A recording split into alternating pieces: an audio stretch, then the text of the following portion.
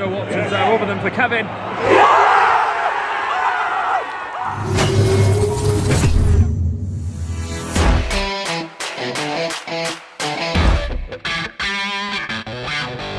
Ya, laga Super Big Match yang mempertemukan antara Real Madrid kontra Manchester City akhirnya usai juga, di mana kedua tim harus puas dengan hasil imbang 1-1 di laga tersebut. Madrid unggul terlebih dahulu di babak pertama lewat gol spektakuler dari Vini, sebelum Kevin De Bruyne membalasnya di babak kedua dengan cara yang tak kalah fantastis. Menariknya, untuk bisa menyamakan kedudukan malam itu, Pep secara mengejutkan mengubah taktik tiki-taka atau ball possession-nya di babak pertama, yang terbukti sukses meredam El Real.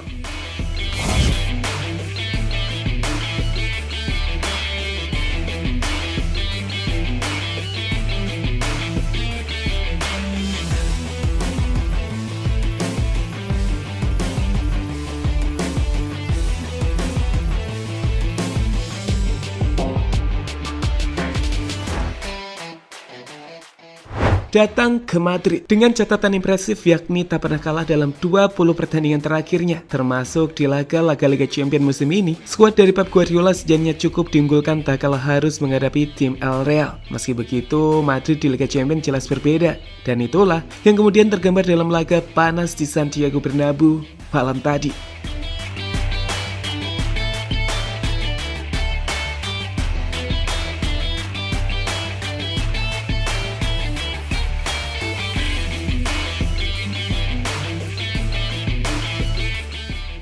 Ya, sama-sama memainkan tim terbaiknya baik Pep dan Carlo Ancelotti langsung membuat timnya bermain kontra strategi di babak pertama. Madrid yang tahu jika City bakal memainkan sepak bola ball possession dan menyerang, memilih untuk merapatkan pertahanan. Hasilnya, meskipun Manchester City berhasil menciptakan peluang, tak ada peluang berarti atau benar-benar membahayakan yang sejatinya berhasil diciptakan skuad dari Pep Guardiola, di mana sebaliknya, melalui counter attack, beberapa peluang berbahaya berhasil diciptakan oleh El Real sebelum akhirnya Vinicius Junior membuat Madrid unggul 1-0. Babak pertama usai dan strategi reaktif football dari Ancelotti berhasil mengalahkan tiki-taka Guardiola.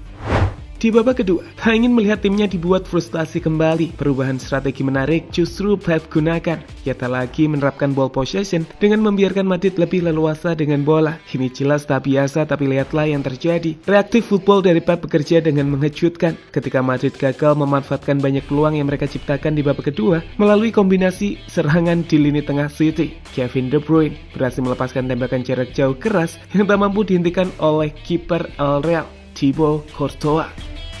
Buscando o Haaland, ajeitou mais à frente, olha o Benzema! Kevin! What a save. Corner is. Straight out. Exposed down this left-hand side. No options there other than for Kevin. Ya, sebagai gambaran, untuk menjelaskan bagaimana Pep mengubah pendekatannya di babak kedua, kita sama-sama bisa melihat statistik berikut ini. Di babak pertama, City hampir unggul segalanya. Mereka menguasai 68% ball possession, melepaskan 6 tembakan dengan 4 tembakan on target yang membuat mereka nampak unggul dari El Real yang hanya memiliki 1 tembakan saja. Tapi menariknya, meskipun menguasai laga, di babak pertama Real Madrid lah yang unggul lewat skema counter yang diakhiri Vinicius.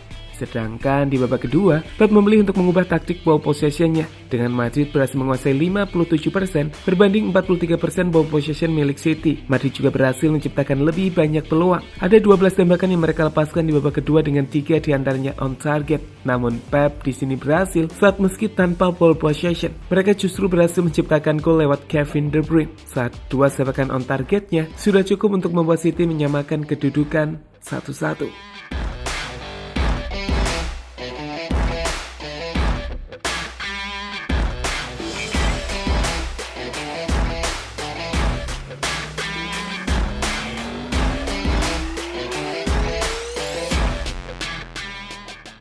Melihat laga yang pada akhirnya berakhir dengan skor imbang 1-1 tersebut, ada beberapa poin menarik dari pertandingan ini yang sudah kami rangkum. Haaland berhasil dimatikan. Ya, pemain yang disebut-sebut sebagai salah satu pemain paling mematikan saat ini, Erling Braut Haaland, malam tadi berhasil dimatikan oleh lini belakang tim Real Madrid. Rudiger yang ditugaskan Ancelotti untuk melakukan pengawalan man-to-man berhasil menghentikan Haaland. Keberhasilan Rudiger sendiri juga tak terlepas dari zona defense Madrid dalam menghentikan aliran bola ke penyerang Norwegia tersebut.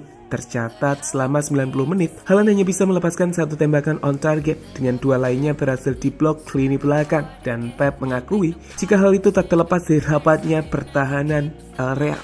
Bueno, jugaron los espacios entre Camavinga y Carvajal no los ocupaban los centrales, se quedaban con Erling está con dos centrales muy buenos defensores, no es nada fácil, los espacios lo ocupaba con Valverde y Toni defendiendo estos espacios, por tanto no era fácil para Erling. Vinicius tak terhentikan.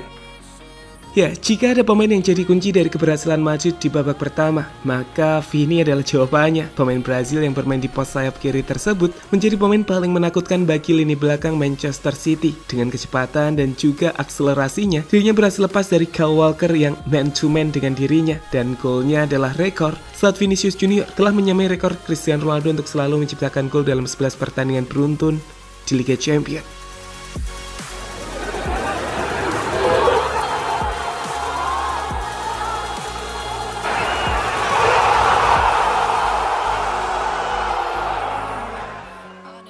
Matinya sayap-sayap Manchester City.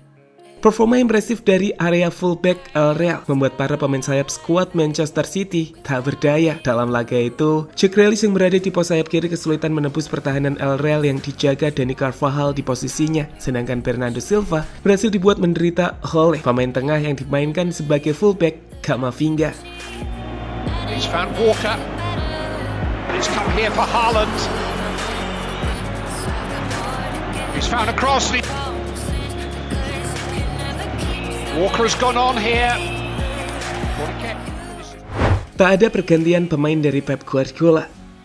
Dinamika pertandingan yang begitu ketat sejak menit awal hingga berakhirnya pertandingan sepertinya telah membuat Pep Guardiola memilih untuk mempertahankan starting 11-nya hingga akhir laga. Dalam laga itu, tak satu pun pemain diganti oleh Pep Guardiola. Ia memilih untuk tak memasukkan pemain-pemain pengganti bahkan meski memiliki beberapa pemain kunci seperti Riyad Mahrez atau Alvarez yang bisa memberikan kejutan di lini serang skuad City.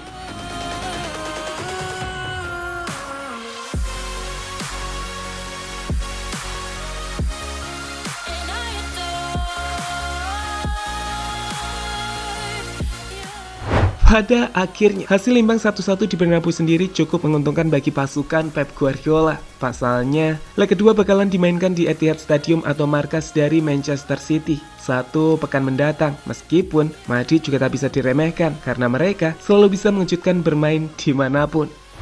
Ya, jadi itulah cerita di balik laga dramatis dalam pertandingan leg perdana babak semifinal Liga Champions antara Real Madrid menghadapi Manchester City.